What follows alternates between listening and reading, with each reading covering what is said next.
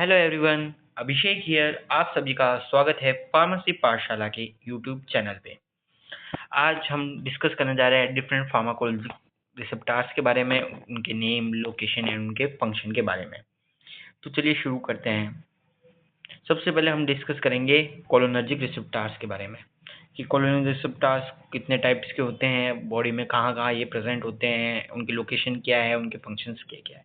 सबसे बात करते हैं रिसेप्टर्स के नाम की। तो सबसे पहला नाम आता है M1, M2, M3, NM and NN। जो M1 जो होता है हमारी बॉडी के अंदर गैस्ट्रिक सेल्स के अंदर प्रेजेंट होता है, गैस्ट्रिक एसिड के सिक्रेशन के लिए रिस्पॉन्सिबल होता है। M2 हार्ट पे प्रेजेंट होता है, हार्ट रेट और कॉन्ट्रैक्टिलिटी को कंट्रोल करता है। M3 स्मूथ मसल्स ग्लैंड या आई पे प्रेजेंट होता है, स्मूथ मसल के कॉन्ट्रैक्शन, ग्लैंडुलर सिक्रेशन और मायोसिस को ये कंट्रोल करता है। निकोटोनिक रिसेप्टर्स मसल्स पे प्रेजेंट होता है, इसलिए इसका नाम है NM nicotinic muscle receptors. Skeletal muscles में प्रेजेंट होता है, स्केलेटल मसल के कॉन्ट्रैक्शन पे भी वर्क करता है। Nicotinic NN receptors autonomic ganglia या एड्रिनल CNS पे प्रेजेंट होता है। गैंग्लियोनिक ट्रांसमिशन या कैटेकोलमाइन के रिलीज के लिए ये रिस्पॉन्सिबल होता है। नेक्स्ट बात करते हैं एड्रेनर्जिक रिसेप्टर्स के बारे में। एड्रेनर्जिक रिसेप्टर्स में भी टोटल 5 रिसेप्टर्स होते हैं हमारे पास। सबसे पहले alpha 1, alpha 2, beta 1, beta 2, beta 3। Alpha 1 और अल्फा 2 की बात करें तो ये vascular smooth iris radial muscle और जीव ट्रैक पे प्रेजेंट होते हैं। वहीं अल्फा 2 की अगर बात की जाए तो प्री सिंथेटिक नर्व टर्मिनल पैलेट्स पैनक्रियास में ये प्रेजेंट होता है। जो हमारा अल्फा 1 होता है उसका मेनली फंक्शन होता है वैसोकॉन्स्ट्रिक्शन, माइड्रेसिस एंड कॉन्ट्रैक्शन। हमारा अल्फा 2 जो होता है वो नॉरएड्रेनालिन की रिलीज, प्लेटलेट एग्रीगेशन, इंसुलिन की रिलीज को कंट्रोल करता है। अब बात करते हैं बीटा 1 की, जो कि हार्ट एंड किडनी पे प्रेजेंट होता है, हार्ट एंड कॉन्ट्रैक्टिलिटी या रेनिन रिलीज को कंट्रोल करता है।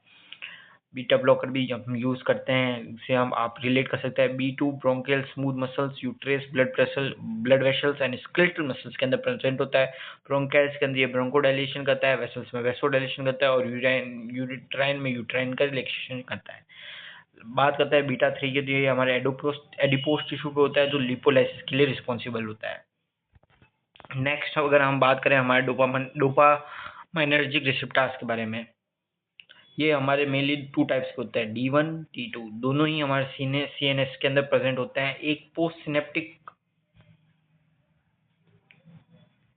एक हमारा पोस्ट सिनेप्टिक में प्रेजेंट होता है, दूसरा हमारा प्री सिनेप्टिक में प्रेजेंट होता है। जो हमारा D1 होता है वो रीनल का वैसोडाइलेशन करता है, CNS का एक्सटेंशन करता है। जबकि D2 की अगर बात करें तो वो प्रोलैक्टिन की रिलीज, मिल्क के रिलीज के लिए रिस्पॉन्सिबल होता है, movement control, antiemetics pathway. Prolactin जो कि मिल्क के सेक्रेशन के लिए रिस्पॉन्सिबल होता है, उसका कंट्रोल D2 करता है। नेक्स्ट बात करते हैं हिस्टामिनर्जिक रिसेप्टर्स के बारे में। इसमें जो हमारा सबसे इंपॉर्टेंट रिसेप्टर्स है वो है H1, H2।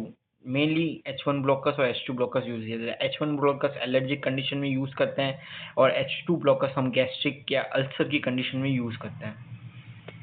अगर बात करें H1 के बारे में तो H1 हमारे smooth muscle, vascular endothelium, brain में प्रेजेंट होता है, ब्रोंकोकॉन्स्ट्रिक्शन, वेसोडाइलेशन, ईचिंग, एलर्जी रिस्पॉन्स के लिए रिस्पॉन्सिबल होता है। जैसे कि एलर्जी कंडीशन के अंदर हम H1 ड्रग्स को यूज करते हैं, first generation and second generation.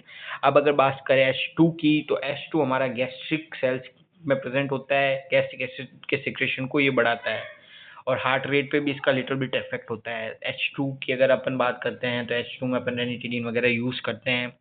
अगर H3 बात करें, H3 हमारा प्री सिनेप्टिक CNS न्यूरॉन में प्रेजेंट होता है, फीडबैक इनिबिशन और हिस्टामिन रिलीज के लिए रिस्पॉन्सिबल होता है। इसको ऑटो रिसेप्टर भी कहते हैं। जब ये रिलीज होता है तो ये हिस्टामिन की रिलीज को इनहिबिट करता है। H4 bone marrow immune cells में प्रेजेंट होता है, ये कीमोटैक्सिक इम्यून रिस्पॉन्स के लिए रिस्पॉन्सिबल होता है। H3 हमारे लिए यहाँ पे इंपॉर्टेंट है, इसको याद रखना है, ये ऑटो रिसेप्टर होता है। और हाँ, इसी सीरीज में मैं आपको बता दूं, ऑटो रिसेप्टर की सीरीज के अंदर जो हमारा यहाँ पे अल्फा 2 रिसेप्टर है, हमारा अल्फा 2 रिसेप्टर भी एक ऑटो रिसेप्टर है। नेक्स्ट हम बात करते हैं हमारे सीरोटोनर्जिक रिसेप्टर्स के बारे में। सीरोटोजेनिक में हमारे टोटली 5 रिसेप्टर्स हैं, लेकिन यहाँ पे 4 ही मेंशन किए हुए हैं। सबसे पहले बात करते हैं 5-HT1 की।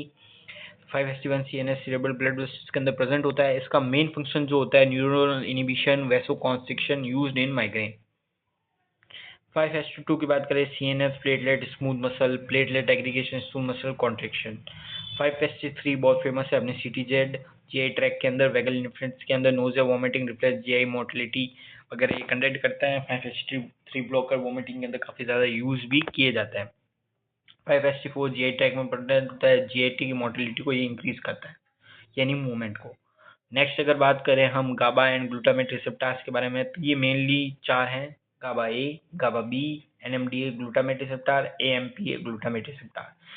गाबा ए हमारा पोस्ट सिनेप्टिक प्रेजेंट होता है CNS के अंदर, वही गाबा बी हमारा प्री या पोस्ट सिनेप्टिक दोनों जगह प्रेजेंट होता है। ये क्लोरीन चैनल को ब्लॉक करता है, sedation, anti conversion, anxiolytic agents. Potassium channel muscle relaxation, spectral control. NMDA CNS में होता है excitatory transmission, learning and memory, CNS में ही ये भी प्रेजेंट होता है, fast excitatory synaptic transmission. Next अगर बात करें ओपियोइड रिसेप्टर की, तो मेनली 3 टाइप्स के होते हैं: mu, kappa and delta. Mu जो होता है brain spinal cord GIT tract पर प्रेजेंट होता है, वही kappa brain and spinal cord में प्रेजेंट होता है, डेल्टा ओनली ब्रेन में प्रेजेंट होता है। ये analgesic, euphoria, respiratory situation, constipation इसके मेन फंक्शन है। वही कप्पा की बात करते हैं एनाल्जेसिक, सिडेशन एंड डिस्फोरिया, और डेल्टा ओनली एनाल्जेसिक या मूड मॉड्यूलेशन। नेक्स्ट पे चलता है स्टेरॉयड एंड न्यूक्लियर रिसेप्टर्स के बारे में। तो पहले आता है हमारे पास ग्लूकोकॉर्टिकोइड रिसेप्टर, ये साइटोप्लाज्म और मोस्ट टिश्यूज के अंदर प्रेजेंट होता है। इनका फंक्शन एंटी इंफ्लेमेटरी और मेटाबॉलिक रेगुलेशन होता है। वही अगर बात करें एस्ट्रोजन रिसेप्टर्स की, तो ये न्यूक्लियस टाइप का रिसेप्टर है, ब्रेस्ट यूट्रस के अंदर प्रेजेंट होता है, रिप्रोडक्टिव टिश्यू एंड ग्रोथ को रेगुलेट करता है। नेक्स्ट बात करते हैं एंड्रोजन रिसेप्टर की, न्यूक्लियस या प्रोस्टेट मसल्स के अंदर प्रेजेंट होता है, मेल सेक्सुअल कैरेक्टरिस्टिक और प्रोटीन एनाबॉलिज्म को फंक्शनेट करता है। नेक्स्ट कुछ मिसलेनियस रिसेप्टर्स हमारे पास आते हैं: एंजियोटेंसिन 1, एंजियोटेंसिन 2। एंजियोटेंसिन 1 रिसेप्टर्स जो होते हैं हमारे vascular smooth muscle adrenal cortex के अंदर प्रेजेंट होते हैं। ये हमारे रास सिस्टम से बिलोंग करते हैं, जिसमें हम मेनली एंजियोटेंसिन 2 के फॉर्मेशन को ब्लॉक करते हैं। यहाँ पे AC इनहिबिटर्स का आपने काफ़ी ज़्यादा नाम सुना होगा, तो उसमें ये दोनों रिसेप्टर्स आते हैं। ये दोनों रिसेप्टर्स वैसोकॉन्स्ट्रिक्शन, एल्डोस्टेरोन के रिलीज को फंक्शनेट करते हैं, और angiotensin vasodilation and antiproliferative effect. Fetal tissue, some adult tissues में इनकी लोकेशन है। और अगर एंजियोटेंसिन 1 की बात किया जाए तो वेस्कुलर स्मूथ मसल्स में ये एड्रेनल कॉर्टेक्स में ये पाए जाते हैं। तो आज की हमारी क्लास यहीं पे ख़त्म होती है। I hope so you will understand something. अगर आपको कोई भी इशू है तो आप कमेंट सेक्शन में बता सकते हैं। Thank you for the watching.